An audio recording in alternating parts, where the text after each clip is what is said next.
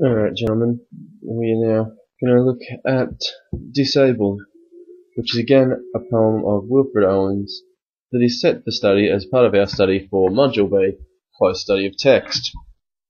You're used to the format by now, so I'm just going to jump into the poem. He sat in a wheeled chair, waiting for dark, and shivered in his ghastly suit of grey, legless, sewn short at elbow. Through the park, voices of boys rang saddening like a hymn, voices of play and pleasure after day, till gathering sleep had mothered them from him. About this time, town used to swing so gay, when glow lamps budded in the light blue trees, and girls glanced lovelier as the air grew dim. In the old times, before he threw away his knees. Now he will never feel again how slim girls' waists are, or how warm their subtle hands. All of them touch him like some queer disease. There was an artist, silly for his face, for it was younger than his youth last year. Now he is old. His back will never brace. He's lost his colour very far from here. Poured it down shell holes till the veins ran dry, and half his lifetime lapsed in the hot race, and leaf of purple spurted from his thigh. One time he liked a blood smear down his leg, after the matches carried shoulder high. It was after football, when he'd drunk a peg. He thought he'd better join. He wonders why. Someone had said he'd look a god in kilts. That's why, and maybe too, to please his Meg. Aye, that was it. To please the giddy jilts, he asked to join. He didn't have to beg. Smiling they wrote his lie, aged 19 years.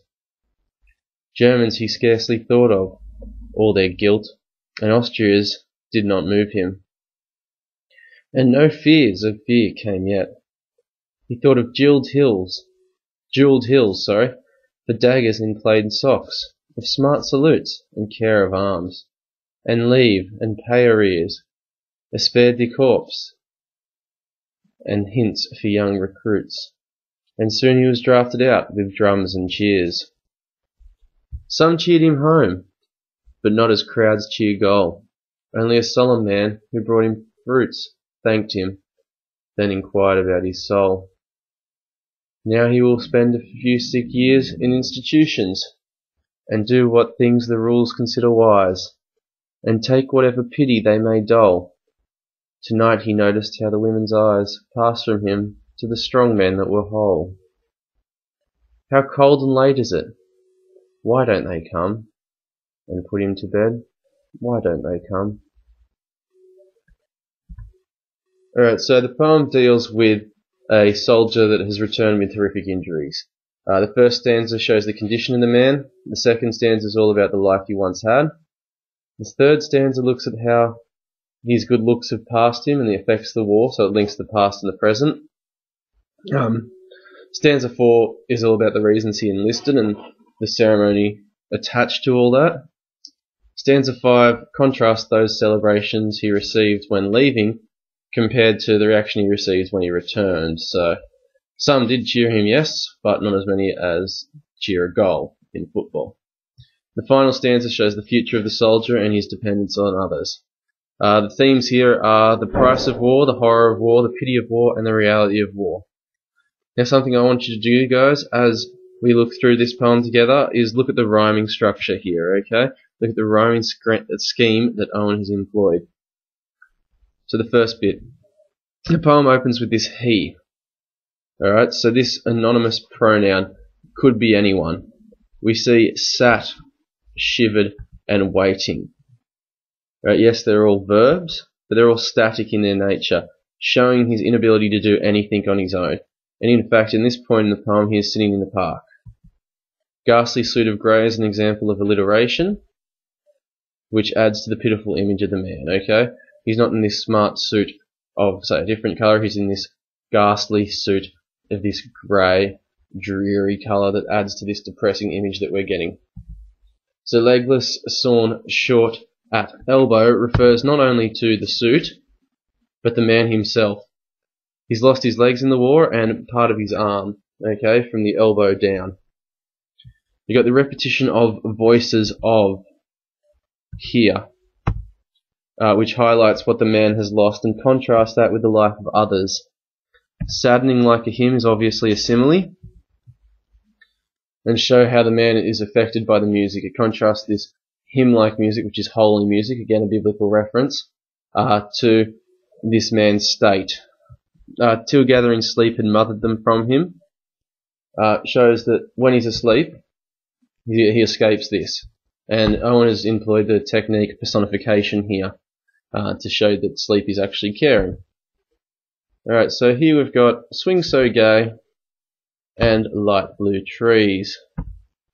Positive word choice contrasts the state of mind of the man, so it shows state of mind and the state of him.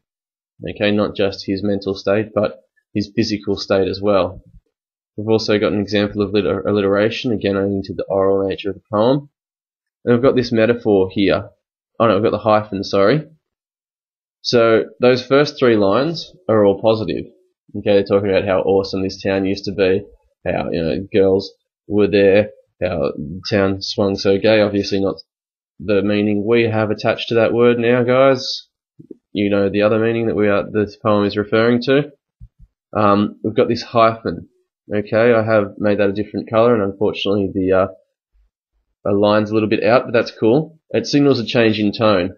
Okay, and then that first line there, in the old times, shows that something has changed. And what's changed is he threw away his knees. So the fact that Owen decided to use threw and not like he had his knees taken away or another example shows that it was a needless sacrifice, and in fact that enlisting in general was a stupid thing for this man to do. Now is the use of present tense. So we've got this changing of time periods here, and now we're talking about what's happening to him right now. Now he will never pretty much have sex again. He's talking about how slim girls' waists are or how warm their hands are. Pretty much he's saying he will never have that touch again. Instead, and that's an example of imagery, instead we have the simile which shows things that have changed for him, okay? Then they touch him like he has some strange disease. So this one here, we've got the contrast between a year ago and the present. For it was younger than his youth last year, now he is old. Okay, so it was only a year ago that this artist was obsessed with him and, really wanted to paint his face and wanted to, thought he was a really good looking man. We've also got the idea of colour and representing blood. So he's lost his colour very far from here.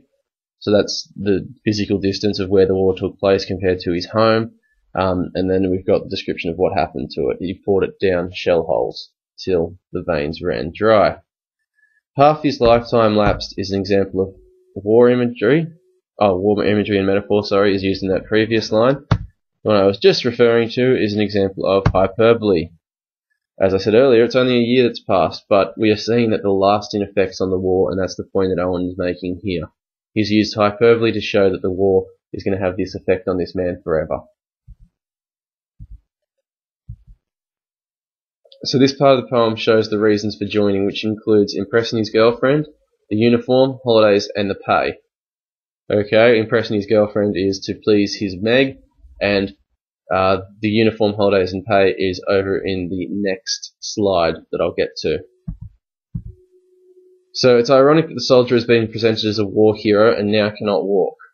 He's also being carried here, after the match is carried shoulder high, in a celebratory way, rather than instead of being a need to carry him, which now after returning from the war he does have. So this drunk a peg means he had drunk a lot of alcohol, and it's an example of colloquial language to put him in a specific social group, particularly the youth. Okay? This dash, again, we're talking about punctuation because that's equally important to consider, shows his regret for signing up. Okay? So he thought he'd better join. We pause. He wonders why. Okay, and that's the effect of that dash having. A god in kilts shows his vanity. That's a reference to the uniform. He would look good in the uniform. He'd look like a god. And he's just basing that on someone's opinion. Giddy jilts refers to, is a Scottish term for women. And these lines show how easy it was for him to join. He just went in there and said, yep, I want to join. He didn't have to go any further than that. And it also shows that he had lied about his age. So this man could in fact be younger, is younger than 19. Now I'm going to stop the video here and we'll come back with a second video because it's quite a long poem. So make sure you check out part 2 of Disabled and I'll talk more about it then.